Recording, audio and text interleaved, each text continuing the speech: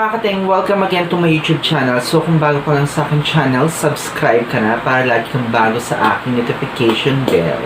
Okay mga kateng, so ano ba, magano na ba ako? 2 weeks na hindi nakapag-vlog. Yun nga, kasi sobrang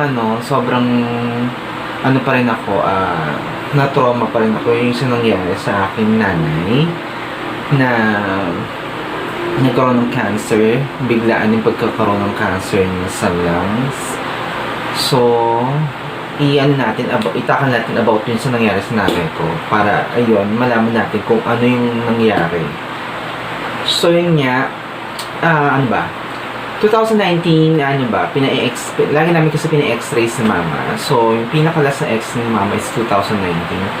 Cleared mismo yung yung lungs niya. So, etong nangyari kasi, it's, alam mo na, yung mga naninigarilyo na walang walang pakialam kung makapatay sila ng mga tao na inosente sa paninigarilyo nila. Basta sila makapagsigarilyo lang. So, sabihin natin mayroon din ako sa kapatid na nilo, pero siya, alam yung nanay ko, it's na hindi pwedeng maanuhan ng sigarilyo. Umaalis siya talaga bago siya manigarilyo sa ibang na wala talagang tao na bago siya dun naninigarilyo, it's siya, kailangan cleared yung doon na wala talagang tao. So, yun nga, nagkaroon ng cancer mama ko dahil sa lungs. Yun nga, sa paninigarilyo ng iba. Sobrang sakit yung nangyari na hindi namin alam na agad. Parang dumami yung niya dahil sa nangyari nga. So, parang ang sakit sa pakiramdam na hindi na kasi ako magsasalita ngayon lang ako magsasalita kasi sobrang sakit sa pakiramdam, yung trauma, until now dito pa rin siya, hindi nawawala. Yun, sobrang nagkaroon ako trauma kasi nga, naghahanap kami ng hospital na pagdadalan sa nanay ko. Pero, yun nga, hindi siya ang dami namin pinunta ng hospital actually. Una yung mga kapatid ko dito sa Caloocan sila punta. Pero kasi syempre alam mo na, hindi naman ganun sa So pinilipat-lipat kami ibang hospital. So meron din nagsabi na na doktor na hindi na magtatagal yung nanay ko dahil kasi ang daming lumabas doon na parang node shoots dun sa lungs niya dahil sa paninigarilyo ng ibang tao. So, yun. Then, kinabukasan nakauwi ako noon. Yung pala, hinintay lang ako ng aking nanay. Dahil, ako na lang, hindi, nakita ng nanay ko. Kasi yung mga kapatid ko nasa Amerika. So, yung nanay ko kasi nandun sa isang kapatid ko. So, nag-uwi din akong kapatid na dito din sa Pilipinas. Nag-uwi sila. Then, ako na yung last na nakapunta dun sa nanay ko na ako lang pala hinihintay niya. Then, pinunta pa namin siya sa ibang hospital. Nakala namin yung hospital na yun, okay na siya. Kasi sabi niya sa kapatid ko na pwedeng dahil niya yung magulang ko na sinabi niya na about dun sa sakit na nanay ko ng cancer. So, after namin pagdating namin sa hospital, hindi kami tinanggap kasi nga iba na yung mga sinasabi ng doktor na yun, kung sino yung doktor na yun.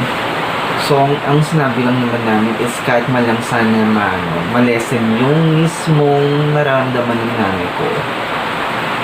So, pero hindi kami pinibigyan. So, after namin dun na nasa taxi na kami, naghahanap kami, papunta sana kami ng Sampaloc. Doon sa isang hospital na yun, hindi ko alam kung anong hospital yun, basta Sampaloc siya. Nasaan pala kami, malapit pala kami sa bayan ng kapatid ko. Doon nalabutan yung hininga ng nanay ko. Doon nagpanik na ako sa kotse kasi lumabas yung kapatid kong isang bunso kasi tinawag niya yung kapatid kong isa. Doon sa sa bahay. Then, sobrang yung panic ko, yun, iyak na ako. Ayun nga, na-trauma kasi ako dahil nga, syempre namatay yung nanay ko sa braso ko pa. Hindi namin tumadala sa ospital dahil kasi pandemya ngayon. Karamihan ng iba, dahil sa COVID, ayun nga. Sobrang sakit kasi, alam mo yung tipo na na iniiyak mo na lang siya tuwing gabi kasi nga yung trauma na nangyari hindi siya ganun kadaling mawala kung tutuusin mo. Ang sakit sa pakiramdam kasi na yung nanay mo, alam mo na gusto mong sa ibang ospital, pero yun nga hindi siya ma-accommodate kasi nga ang pinaka-nila is may sa mga COVID. So, ayun nga, ang ko lang doon is, iniiwasan namin magkaroon ng yung nanay ko dahil sa ganun. Sobrang ingat na ingat kami. Tapos, ayun lang pala mangyayari. It's yung parang, dahil sa paninigarin ng ibang tao, doon pa siya magkakasakit. Ang sakit sa pakaramdam. Sana sa mga ibang tao na naninigarilyo, kagaya din sa amin, sa namin, sa mga, sa mga kapitbahay din namin, naninigarilyo iba dito, kahit anong sabi mo, it's talagang naninigarilyo pa sila sa harap ng namin, kasi kwarto namin mismo mula sa na kalyo, nakatutok. So, doon sila naninigarilyo. Imbis sa bahay na lang nila manigarilyo sila. Parang gusto pa nilang meron pa ulit mga mawala. Diba? Sana, makonsensya naman kayo sa mga na naninigarilyo na walang pakundangan ng mga tao na hindi naninigarilyo tapos sila pa yung nakakaamoy. Diba? Ako, may asthma ako. Bawal akong talaga makaamoy ng sigarilyo kasi nauubo ko ng sobra tsaka yung hingal ko sobra. So, sana, yung mga naninigarilyo, sana itigil na yung, kung hindi nyo itigil, dun kayo mismo sa mga, walang tao, kung maninigarilyo, walang tao talaga. Kung hindi nyo kaya talagang mapigilan yung paninigarilyo, dun sana kayo sa tao na dun sa place na walang tao. Kasi, ayun nga, kagaya sa nanay ko, namatay yung nanay ko dahil lang sa paninigarilyo ng ibang tao. So, ang sakit sa pakiramdam bilang anak, alam mo yung tipo na 7 months akong hindi nakauwi sa bahay. Uuwi lang ako yung mamatay ng nanay ko. Dahil lang dun sa sakit na cancer. Sobrang sakit sa pakiramdam. Sana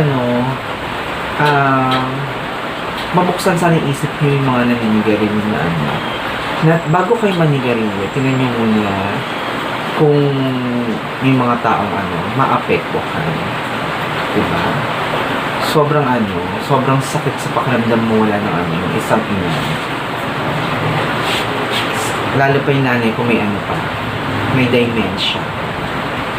So hindi niya masabi sa amin kung ano yung nararamdaman niya. Sobrang yung time na ako nasa taxi ako, alam yung tipo na na bawat bawat segundo pinapachat ko lagi yung mismong yung hangin niya. Kung ilang na lang sa oximeter niya. Kung ilang nilalabas na hahangin mo sa oximeter. So, sobrang sakit na hindi umabot man lang na sa ibang hospital yung nanay na ma-treat sana ng kahit ma-lessen man lang sana yung nararamdaman ng sakit.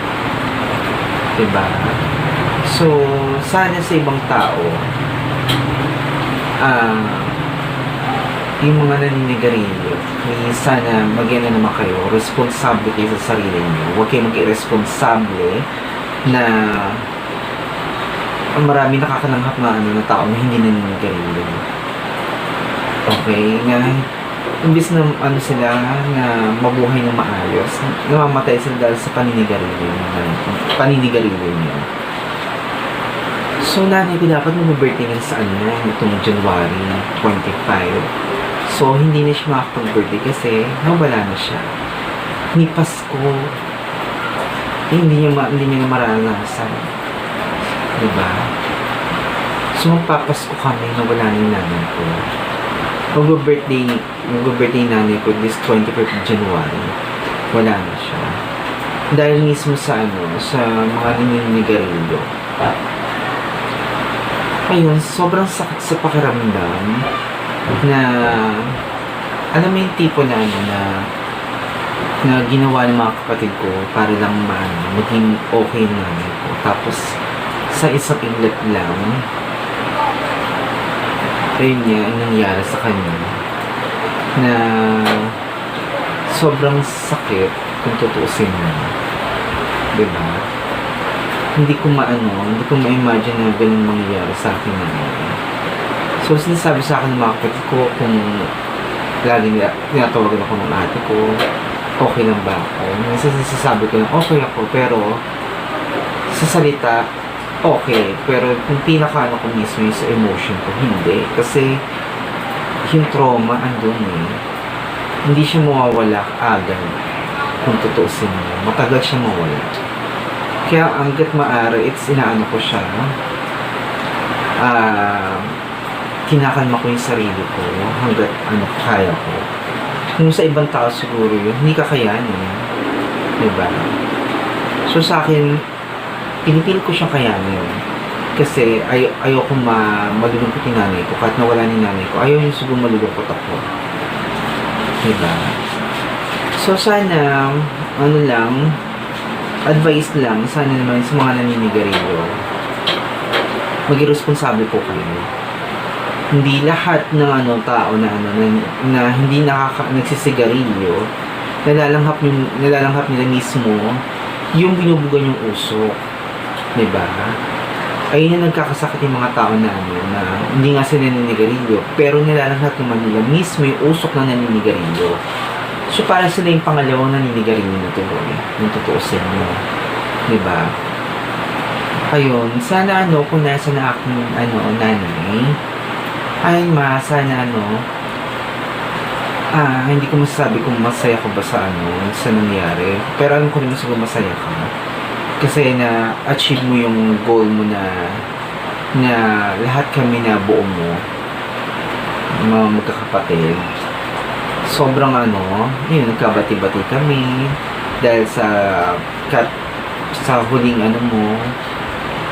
hininga mo talagang, pinilit mo talagang kami maging maayos kami magkakapatid na ngayon it's talaga yung bonding dapat andun lagi kahit wala na rin si Papa ngayon ikaw naman ang nawala. So ang sakit sa pakiramdam ko tutuusin talaga. Hindi ko siya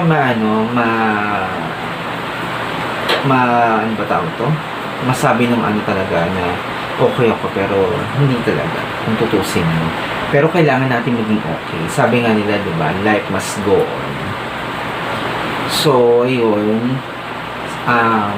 Yun sa mga kapatid ko talaga sobrang pa rin sila sa akin na inaan pa rin nila ako, kinakalma nila ako, lalo si Ate Lorna, yung sister ko na pinakamatanda sa amin. So, sinicheck niya ako lagi, sinasabi niya sa akin na na magiging okay din lahat. Kasi ako yung tipo na mismo na tao to? Na tao na talaga.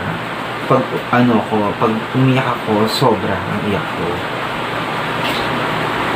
Pero pag after tapos na, wala na talaga. Diba? Pero hindi sa aking nanay, talagang every gabi umiyak ako. Dahil kasi, syempre, talaga na nanay mo yun eh. Diba? Sobrang makananay ako, tutusin mo. Sorry kay Papa. Pero talaga, sobrang makananay ako. Dahil talaga, Mamalengke lang yan. Sinasama ko siya talaga. Sobrang ano pa nga yun na ano ko sa akin nanay. Anong taon ba siya? Pinaka ano yan, nasa 66 yata. So 65. Nag-work pa yun dati. Ano yan, sobrang ano yan. Talagang masiga-siga akin nanay. Sobrang ano siya talaga. Dedicated siya sa trabaho. Natutusin mo. Yung sobrang ano siya. Dinededicate niya talaga yung ano niya para sa mga anak niya. Pag uuwi yan, maraming ano yan, mamamalengke muna yan. Bago siya matulog, kailangan niya munang labahan yung mga damit niya. Matatanda na kami, natutusin mo. Pero dahil sa ano, sa sobrang mahal na mahal niya yung mga anak niya, siya naglalaba talaga. Ayaw niya ipapawashing machine. Gusto niya lagi yung kusot. Diba? Pag naamoy niya na hindi maganda yung amoy, uulitin niya yun. Sobrang ano talaga si mama. Sobrang dedicated siya sa trabaho, dedicated siya sa pamilya niya. So, ano talaga, sobrang ano talaga ako, sobrang ano ko saya na naging magulang kay mama. Lahat binigay mo para sa amin, bilang anak, bilang ano, magulang mo. Talagang binigay mo yung the best mo, na kahit hindi tayo mayaman, binigay mo sa amin yung the best mo bilang bilang isang magulang. Ay yung pinaka na appreciate ko sa iyo, ma, na sobrang isusubo mo na lang, bibigay mo pa sa mga anak mo. Ay yung tapos natutunan kay mama yung na magbigay siya sa kapwa. So yun yung ko lagi na hanggat meron ako, ibibigay ako sa kapwa. Ayoko maging madamot. Ayun ang pinaka natutunan ko sa akin magulang. Then, siya, makadyosin akin namin. Sobra. So, bawat niya, it's, kahit matutulog yan, dadasal yan. Kahit nung may dementia siya, nakakapagdasal pa siya katapano. Yung pinaka-last na yung hindi ko na masyado siya nakakausap na ayun nga, nawawala ni nawawala ni mismo yung memory niya. Yun yung pinakamasakit, nawawala yung memory niya, na hindi mo na alam kung ano yung nararamdaman mo, ano yung feeling na na, for example, hindi mo na alam kung ano yung sa pag-ihi mo, yung pagkain mo naman, hindi ka na ganun kaano talaga, bumabalik sa pagiging isip bata. So, yun yung dahilan din na hindi niya masabi sa amin yung nararamdaman yung sakit sa niya, sa dibdib niya. Kasi yung time na yun talaga, kasi hinihingal niya sobra. Yung pagdating ko pa lang doon talagang, yung pinakamasakit sa sa part ko na yung pagdating ko pa lang sa bahay namin, talaga siya, yung siguro talaga yung pinaka nung isang nanay talaga na kulang pa isang parte ng buhay niya, hinihintay niya pa doon talaga. So pagdating ko sa bahay namin talaga, yun siya comatose na yun kung tutuusin mo. Pero yung time na nandun ako sa bahay, talagang inangat niya pa yung sarili niya. Inangat niya mismo yung niya pala, yung ulo niya. Mas nakahiga na siya, actually. So, naririnig, kasi pag comatose mo, naririnig talaga yung naririnig yung mismo yung lahat. Naririnig. So, siya, yung pagdating ko pa lang doon, siguro naririnig niya na ako. Sabi ko sa kanya, ma, andito na ako. Biglang inangat niya yung mismo yung ulo niya. So, yun, sa pakiramdam. Ayun, so, parang lang, 3 times siya inangat, na pinipilit niya na masilayan ako. Dutusin mo. Ayun, sobrang sobrang sakit sa pakiramdam, na na makikita mo yung magulang mo ng gano'n. For 7 months, makikita mo gano'n siya. Ayun, sana kung nasan ka man sana masaya ka na kasama mo si Papa, tsaka si Ate Budet.